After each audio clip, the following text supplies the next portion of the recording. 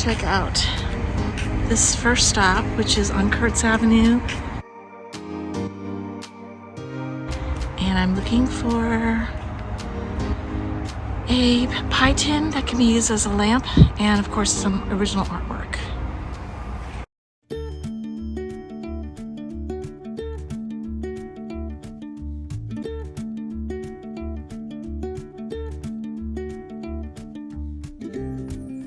Some might say I have a thing for vintage pie tins, and they're probably right.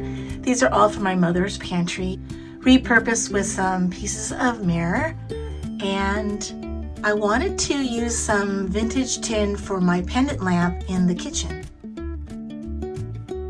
Of course, when you're antique mall shopping, you never know what you're gonna get. My eye went directly to this pile of chalk and watercolor drawings, and they were only $15, so I thought they looked kind of cool, especially the landscape paintings.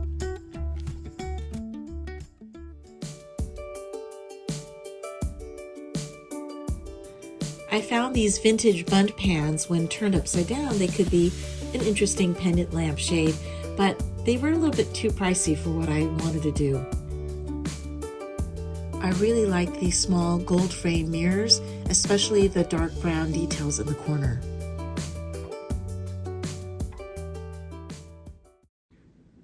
I might come back for this painting. I just thought it was a beautiful watercolor, and maybe it would work really well in one of my rental properties.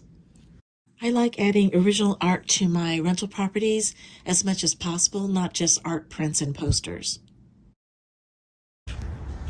If you're ever shopping at the antique mall on Kurtz Street, make sure you go to the outdoor patio garden area, because if you're looking for succulents, this should be your first stop. They have every succulent under the sun, plants that you will not find at Home Depot at great prices. This is my favorite. My next stop is the Antique Mall in Ocean Beach, and I just hope I can find something that can work for this kitchen lamp. No luck there, but then I thought about the Kitchens for Good shop in my neighborhood. This is a great place for me to look for some used pie tins and tart pans. The proceeds go to training people for free in the culinary arts. It's such a great idea. I hit the jackpot right away. I saw these gently used pudding molds that could be beautiful as a pendant lamp. And then I found all my tart pans right away. I thought if I could stack a few of them on top of each other, they could make for a really interesting pendant light in my kitchen.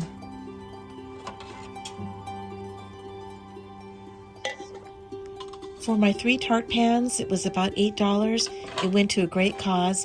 If you're in San Diego and you're looking for some gently used kitchenware, definitely check out Kitchens for Good.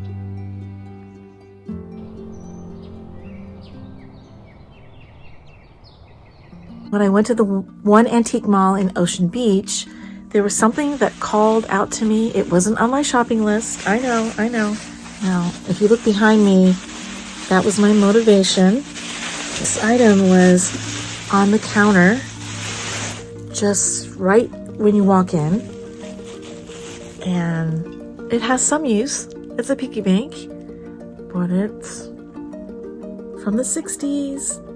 Now, I have a rule. I don't want cat things in my house. I don't want cat bags, cat printed t-shirts. I'm not that person, but this guy spoke to me.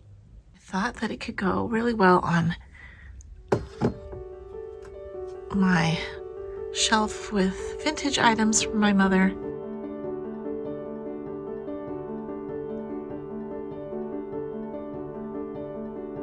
So I scored the biggest at the Kitchen for Good shop, and I came up with something that I can use as my pendant light. I bought a little tart pan for $1.99. I bought this kind of vintagey bundt pan for the same price. And I bought a regular old tart pan, and that was $3.99. The tart pan, this pan, and then this one at the very top. I'm going to glue some parts together, like this tart pan needs to have this lid glued on. I'm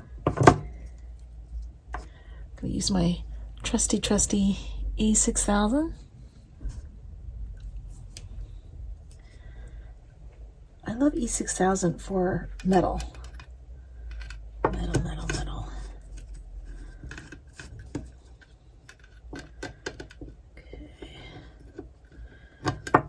Only thing about E6000, it does take a while for it to dry. I'm just going to tuck this in. Okay, this is going to dry overnight.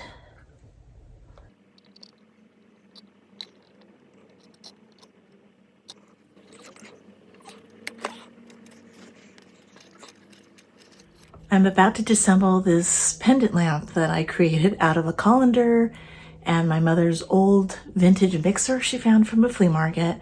And I'm gonna try to upgrade it a little bit with some other vintage ideas. Okay, here we go.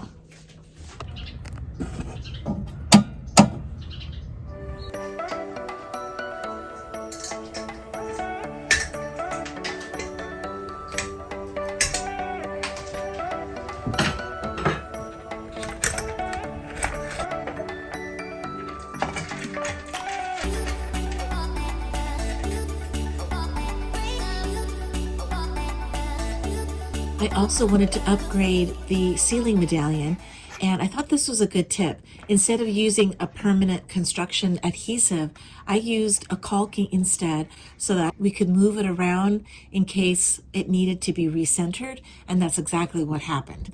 And use 3 little brad nails to keep it in place.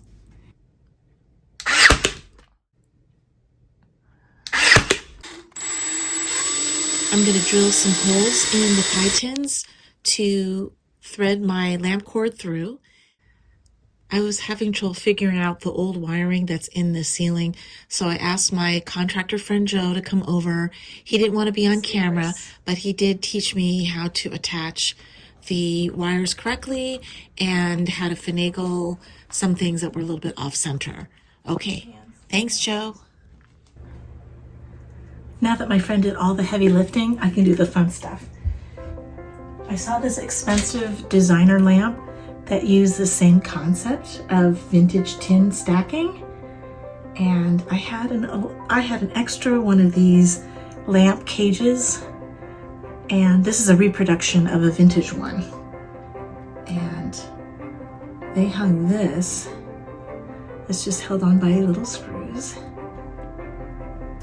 Okay, so it just opens like this. And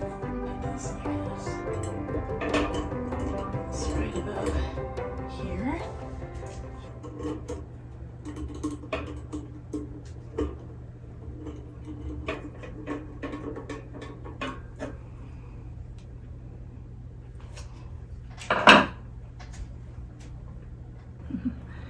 I bought these LED Edison looking bulbs, and what I like about them is they last a lot longer than the Edison bulbs, and the Edison bulbs got really hot with those incandescent filaments, but these don't. So I'm gonna opt for these because they look cool.